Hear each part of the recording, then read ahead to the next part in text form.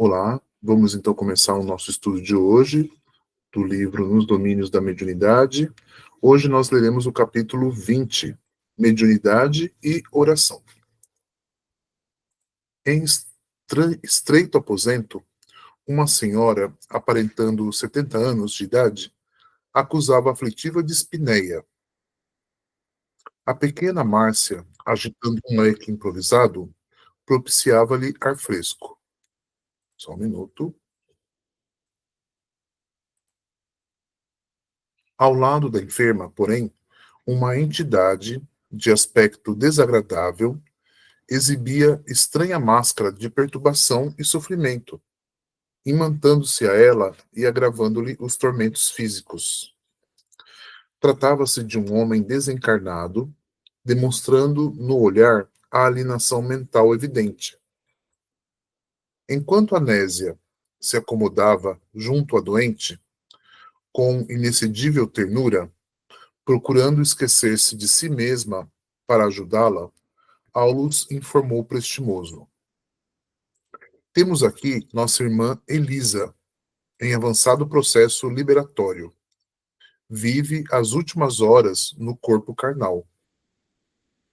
E este homem, de triste apresentação, que lhe aguarda à cabeceira? Perguntou Hilário, indicando a entidade que não nos via. Só um minuto.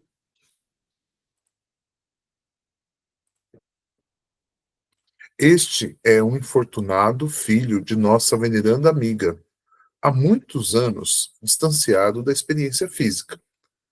Teve a infelicidade de chafurdar no vício da embriaguez e foi assassinado numa noite de extravagância. A genitora, porém, dele se recorda como a um herói e, a evocá-lo incessantemente, retém o infeliz ao pé do próprio leito. Ora essa, por quê? O assistente modificou o tom de voz e recomendou-nos serenidade. Analisaríamos o caso em momento oportuno. O problema de Anésia pedia colaboração imediata. Realmente, a pobre senhora, de fisionomia fatigada, acariciava a enferma com palavras de amor, mas Dona Elisa parecia aloucada, distante. Anésia desfez-se em lágrimas. Por que chorar, mãezinha? Vovó não está pior. A voz meiga de Márcia ressoou no quarto, modulada com inefável carinho. A menina, que nem de longe poderia perceber a tortura materna, enlaçou a genitora, convidando-a à oração.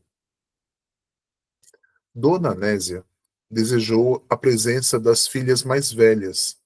Contudo, Marcina e Marta alegaram que o natalício de uma companheira de trabalho lhes impunha a necessidade de sair por alguns minutos. A dona da casa sentou-se rente à enferma e, acompanhada pela atenção da filhinha, pronunciou sentida prece. À medida que orava, funda modificação se lhe imprimia ao mundo interior. Os dardos de tristeza, que lhe dilaceravam a alma, desapareceram ante os raios de branda luz a se lhe exteriorizarem do coração. Desde esse instante, qual se houvera acendido uma lâmpada em plena obscuridade, vários desencarnados sofredores penetraram o quarto, abeirando-se dela, à maneira de doentes, solicitando medicação. Nenhum deles nos assinalava a presença, e diante da nossa curiosidade silenciosa, Aulus aclarou. São companheiros que trazem ainda a mente em teor vibratório idêntico ao da existência na carne. Na fase em que estagiam, mais depressa se ajustam com o auxílio dos encarnados, em cuja faixa de impressões ainda respiram. Quantos se encontram em semelhante estado, dentro do raio de ação das preces de nossa amiga. Recebem o toque de espiritualidade que emana do serviço dessa natureza. E, quando sensíveis ao bem ou sedentos de renovação interior, dão-se pressa em responder ao apelo de elevação que os visita, aderindo à oração, de cujo sublime poder recolhem esclarecimento e consolo, amparo e benefício. Quanto valor no insignificante ato de fé! O assistente afagou a fronte inquieta de Hilário e concordou.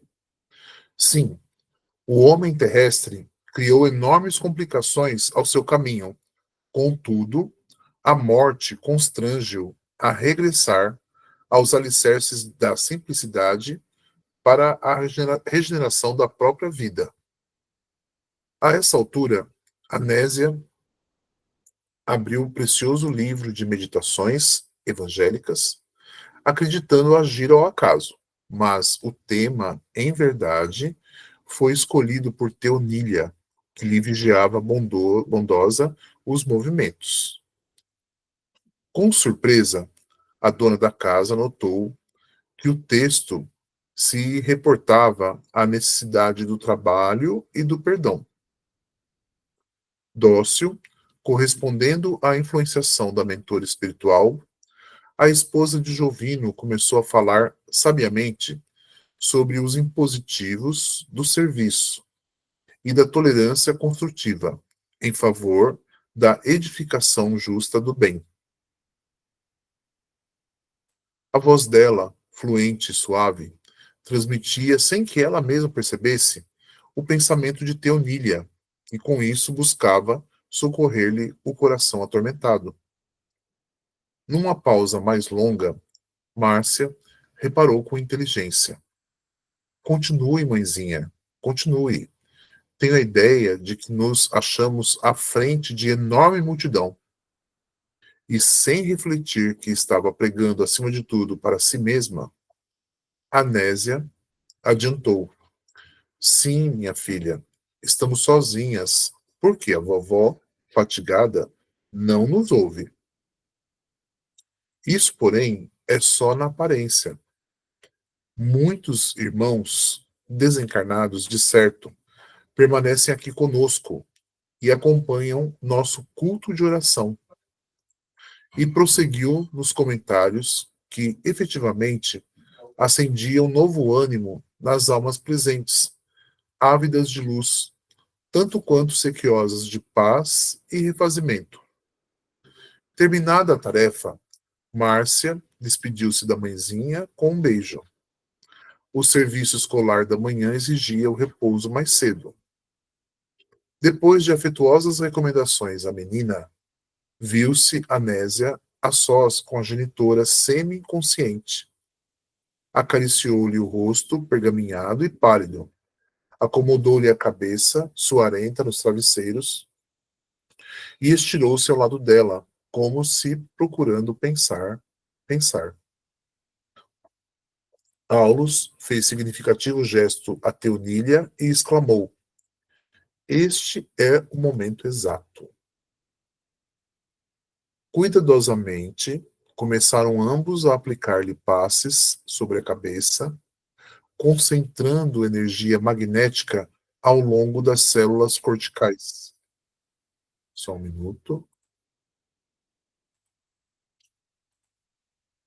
Anésia viu-se presa de branda hipnose, que ela própria atribuía ao cansaço, e não relutou.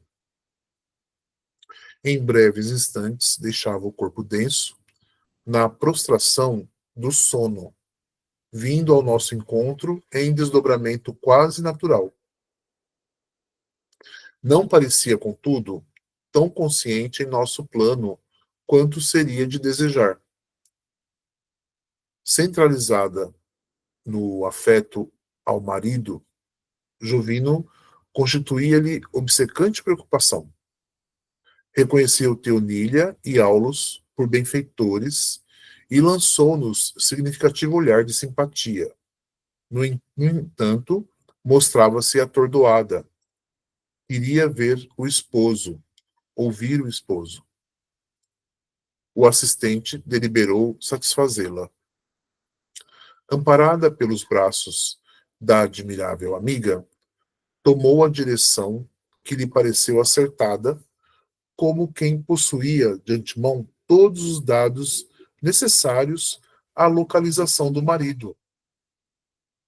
Aulus, conosco, explicou que as almas, quando associadas entre si, vivem ligadas umas às outras pela emanação magnética, superando obstáculos e distâncias. Em vasto salão de um clube noturno, surpreendemos Jovino e a mulher que se fizera nossa conhecida nos fenômenos telepáticos, integrando um grupo alegre em atitudes de profunda intimidade afetiva. Bom, aqui nós estamos retomando, né, aquilo que foi falado no último capítulo, tá? Na questão de Jovino, que estava sendo influenciado aí por uma mulher, né? E essa mulher estava interferindo ali no casamento dele, né? Na casa dele, na família dele, tudo mais. Isso a gente viu na semana passada, tudo bem? E aí também ficamos sabendo a respeito, né, da mãe da Nésia, né, que está ali, né, nos últimos momentos ali, e foi mostrado para nós, né, como que ali quando a família se junta e faz ali um momento de prece, né, pedindo assim auxílio, que muitos espíritos se aproximam delas, né, deles ali, certo? Que é como se acendesse uma lâmpada, né? É aquilo que a gente já comentou, né, em alguns momentos lá na liga, né? Que quando a gente faz uma prece, a gente está ali em família fazendo uma prece, a gente acende uma lâmpada, sabe? A nossa prece é como se fosse uma lâmpada, tá? Na verdade. E cria, assim, uma emissão de luz que faz com que espíritos que estejam necessitando também de auxílio daqueles recursos se aproximem, tá? E aí foi aquela multidão, que agora há pouco ela falou, estamos à frente de uma multidão, né? Certo? Foi o que nós lemos até agora, tudo bem? Mas agora vamos continuar observando aqui a situação do Jovino e a situação né, que está acontecendo com ele lá, dessa mulher que está interferindo no casamento dele. Na sequência aqui, ó. Isso. Rodeando o conjunto, diversas entidades estranhas para nós formavam um vicioso círculo de vampiros que não nos registraram a presença. O anedotário menos edificante prendia as atenções. Ao defrontar o companheiro na posição em que se achava, Anésia desferiu doloroso grito e caiu em pranto. Seguida por nós, recuou ferida de aflição e assombro. E tão logo nos vimos na via pública, bafejados pelo ar leve da noite, o assistente abraçou-a paternal. Tá vendo aqui, ó? A nossa irmã estava ali em desdobramento, né? Tá? O corpo dela adormeceu, ela saiu em espírito junto com a Aulus aí, né? E os demais aí, né? E eles foram encontrar com eles lá onde ele estava, onde Jovino estava. E ela viu toda essa cena aí, né? Tá bom? Notando-se, notando-a mais senhora de si, embora o sofrimento lhe transfigurasse o rosto, falou-lhe com extremado carinho: Minha irmã, recomponha-se.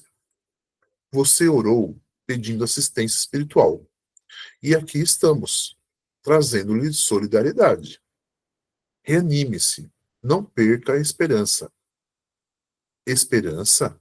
Clamou a pobre criatura em lágrimas. Fui traída, miseravelmente traída. E o entendimento entre os dois prosseguiu comovente e expressivo. Traída por quem? Por meu esposo, que falhou aos compromissos do casamento. Mas você admite, porventura, que o casamento seja uma simples excursão no jardim da carne? Supôs que o matrimônio terrestre fosse apenas a música da ilusão a eternizar-se no tempo? Minha amiga, o lar é uma escola em que as almas se reaproximam para o serviço da sua própria regeneração, com vistas ao aprimoramento que nos cabe apresentar de futuro. Você ignora que no educandário há professores e alunos? Desconhece que os melhores devem ajudar aos menos bons? A interlocutora, chamada Brios, sustou a lamentação. Ainda assim, após fitar o nosso orientador, com entranhada confiança, alegou triste. Mas Jovino Aulus, porém, cortou-lhe a frase, acrescentando: esquece de que seu esposo precisa muito mais agora de seu entendimento e carinho? Nem sempre a mulher poderá ver no companheiro o homem amado com ternura, mas sim um filho espiritual necessitado de compreensão e sacrifício para soerguer-se, como também nem sempre o homem conseguirá contemplar na esposa a flor de seus primeiros sonhos, mas sim uma filha do coração, a requisitar-lhe tolerância e bondade, a fim de que se transfira da sombra para a luz. Anésia, o amor não é tão somente a aventura rósea e doce do sexo perfeitamente atendido. É uma luz que brilha mais alto, inspirando a coragem da renúncia e do perdão incondicionais, em favor do ser e dos seres que nós amamos. Jovino é uma planta que o Senhor lhe confiou às mãos da jardineira. É compreensível que a planta seja assaltada pelos parasitas ou pelos vermes da morte. Todavia, nada há a recear se a jardineira está vigilante. Nesse ponto das belas palavras do instrutor, a mãezinha de Márcia voltou-se para ele à maneira de uma doente agarrando-se ao médico e rogou em voz súplice: sim, sim, reconheço. Entretanto, não me deixe sozinha. Sinto-me atribulada. Que fazer da mulher que o domina? Nela vejo a perturbação e o fel de nossa casa. Assemelha-se a um espírito diabólico, fascinando-o e destruindo-o. Não se refira a ela assim com palavras amargas. É também nossa irmã vitimada por lastimáveis enganos. Mas como aceitá-la? Percebo-lhe a influência maligna. Parece uma serpente invisível, trazendo consigo pavorosos monstros para junto de nós. Nosso templo doméstico, por isso, transformou-se num inferno em que não mais nos entendemos. Tudo agora é fracasso, desarmonia e insegurança. Que fazer de semelhante criatura? Compadeçamo-nos dela. Terrível ser-lhe-á o despertamento. Compaixão? E que outra melhor represália senão essa? Não seria mais justo situá-la na reparação dos próprios erros? Não seria mais certo relegá-la ao lugar escuro que merece? Aulus, porém, tomou-lhe a destra inquieta e esclareceu: abstenhamo-nos de julgar. Consoante a lição do mestre que hoje abraçamos, o amor deve ser nossa única atitude para com os adversários. A vingança, Anésia, é a alma da magia negra. Mal por mal significa o eclipse absoluto da razão. E sob o império da sombra, que poderemos aguardar senão a cegueira e a morte? Por mais aflitiva lhe seja a lembrança dessa mulher, recorde-a em suas preces e em suas meditações, por irmã necessitada de nossa assistência fraterna. Ainda não readquirimos nossa memória integral do passado, e nem sabemos o que nos ocorrerá no futuro. Quem terá sido ela no pretérito? Alguém que ajudamos ou ferimos? Quem será para nós no porvir? Nossa mãe ou nossa filha? Não condene. O ódio é como um incêndio que tudo consome, mas o amor sabe como apagar o fogo e reconstruir. Segundo a lei, o bem neutraliza o mal, que se transforma, por fim, em servidor do próprio bem. Ainda que tudo pareça conspirar contra a sua felicidade, ame e ajude sempre, porque o tempo se incumbirá de expulsar as trevas que nos visitam, à medida que se nos aumente o mérito moral. Nossa, perfeitas as palavras, né, dele, né? Tudo bem? São as palavras do mentor espiritual, né, aí, né, que está orientando sobre o caso aí que está acontecendo, né? Que tem aí a nossa irmã Nésia, que seu marido, né, está tendo uma aventura extraconjugal aí, né, com uma mulher que está ali interferindo muito no casamento deles, em tudo na vida deles, né? E o mentor espiritual dá esses conselhos, né, para ela, tá? Ela está em desdobramento, né, tá? E consegue receber essas orientações diretamente do mentor espiritual, que traz aí orientações com fundamento no ensinamento de Jesus, né? Que é amar aí, né, os inimigos, né? Tá certo? E que porque muitas vezes nós não sabemos quem foi esse inimigo e também quem será esse inimigo no futuro também. Nós não sabemos disso, certo? Então, hoje nós sabemos da situação. Então nós temos que procurar, né, utilizar aí o amor, né, os ensinamentos que a gente já conhece para poder transformar essa situação, tá certo? Procurar aí com o tempo, né, como ele falou, ó, o tempo se incumbirá de expulsar as trevas, né, de fazer o trabalho aí de ajuste, né, tudo bem? Nos espíritos. Realmente, tem situações que é o tempo que tem que agir, viu? Nós muitas vezes somos impotentes perante tanta situação assim, né, que foge do nosso controle, foge do nosso conhecimento. Então nós precisamos do quê? Confiar, né? E confiar na ação do tempo, né? Confiar na justiça de Deus. Tudo bem? É o que o mentor espiritual, assim, em síntese, né, tá falando aí para nós, tá certo? Então, essa parte aqui do capítulo é bem interessante para a gente, viu?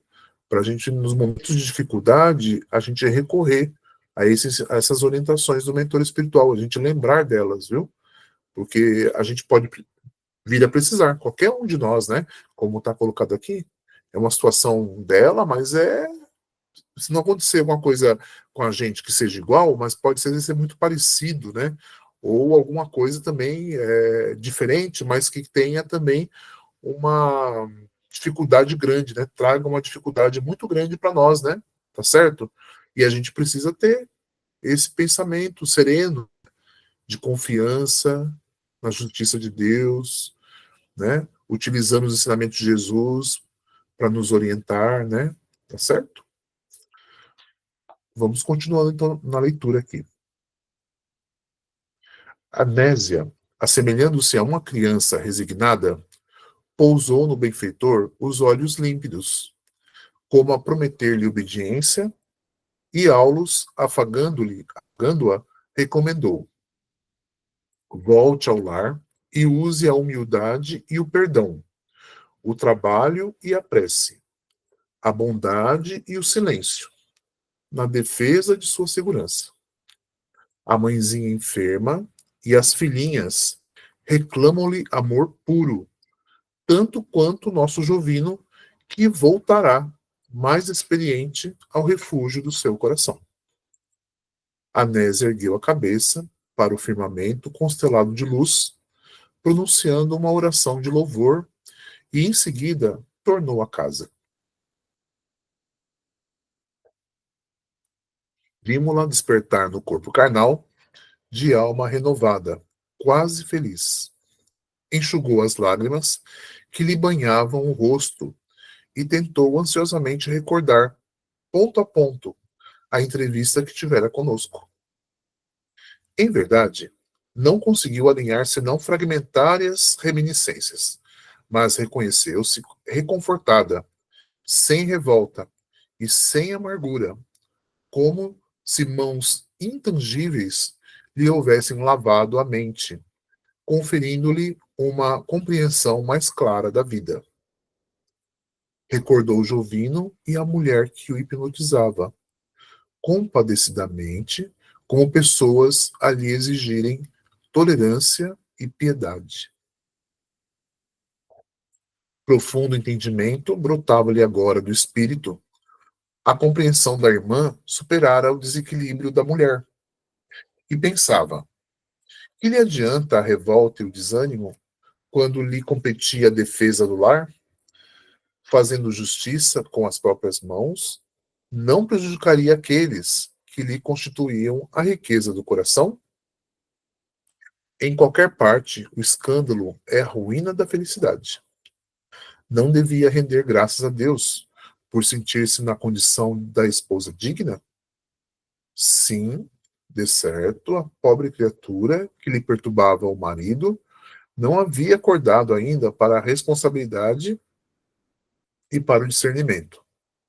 Necessitava, pois, de compaixão e de amparo, ao invés de crítica e azedume. Consolada e satisfeita, passou a medicação da genitora. Hilário, admirado, exaltou os méritos da oração, ao que Aulus enunciou.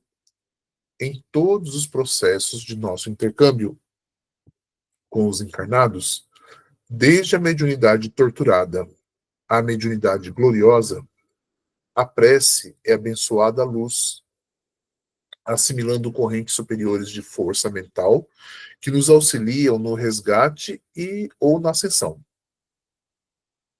Indicando a dona da casa, agora em serviço no aposento, meu colega observou: vamos então, em nossa amiga preciosa mediunidade, desculpe, vemos então em nossa amiga preciosa mediunidade a desenvolver-se.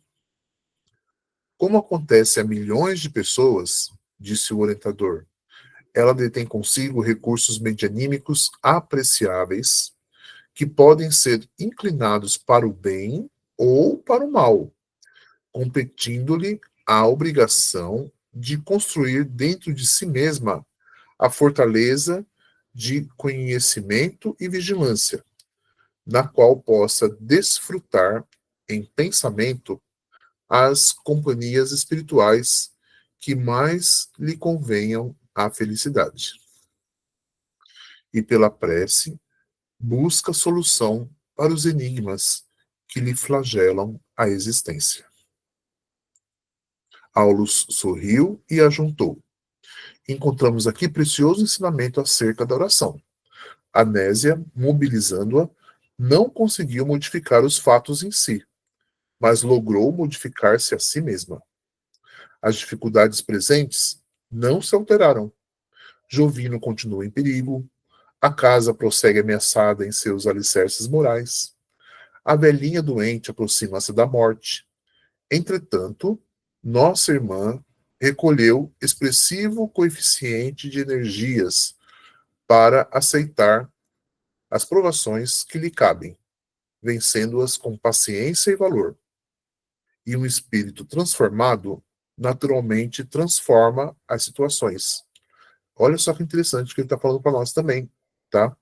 Ou seja, ela entrou em prece pedindo auxílio, pedindo recursos para as dificuldades que ela tem. Aí o mentor está falando, olha, ela pediu recursos, mas embora a situação continue a mesma, né, ali, né, as dificuldades, ele falou, não se alteraram, né? O marido continua em perigo, a casa continua ameaçada, a velhinha, a mãe dela, continua ali na beira da morte, né? Mas quem que mudou? foi ela. Ela conseguiu ter melhores recursos para poder vencer as dificuldades com paciência e valor, né? Então é o fortalecimento, ela obteve um fortalecimento para si, né? Ela se transformou. E aí ele falou para nós aqui embaixo, ó, um espírito transformado transforma situações, tá certo? Então é isso que é interessante, né? Às vezes a gente pede recursos para resolver os problemas, mas muitas vezes quem está precisando de mais ajuda somos nós mesmos, tá?